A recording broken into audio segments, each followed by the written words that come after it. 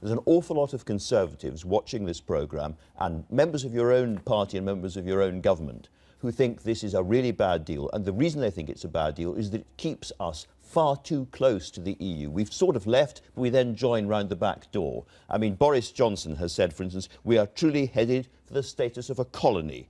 By surrendering control over our rulebook for goods and agri-foods and much else besides, we will make it much more difficult to do free trade rules.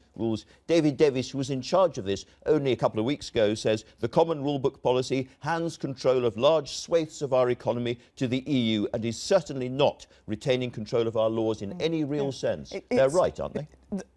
I recognise there are many people, there'll be people watching this programme, as there were those millions of people who went out to vote leave, who feel really strongly, who feel passionately about this issue, about leaving the European Union. And you know, many people who voted from the heart to leave the European Union.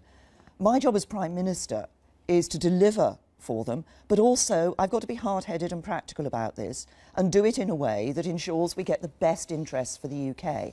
Now, what this proposal, what this common rule book does, is it protects those jobs and livelihoods that do depend on those integrated supply chains, those just-in-time processes. It does deal with the issue of the Northern Ireland and Ireland border. But actually, these are rules that if you had, you know, some of our major manufacturers in this studio and asked them, Andrew, they'd say, we're going to stay by those rules, we're going to play by those rules anyway.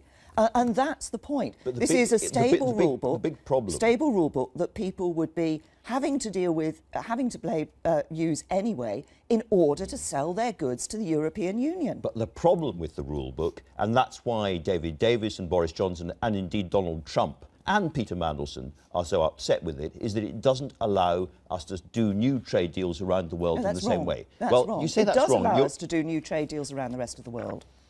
Paragraph 163. In the context of trade negotiations, a common rule book for goods would limit the UK's ability to make changes to regulations. Now, that is exactly the problem. You say it yourself in your own white paper. Yes, there would be regulatory standards, but actually some of these are regulatory standards that we wouldn't want to change anyway. Sure. Because we've been, and as I've said consistently, no, we can change them. But let me come on to that. But this fundamental point about regulatory standards, that I've said that we want to continue to be a country that has high standards.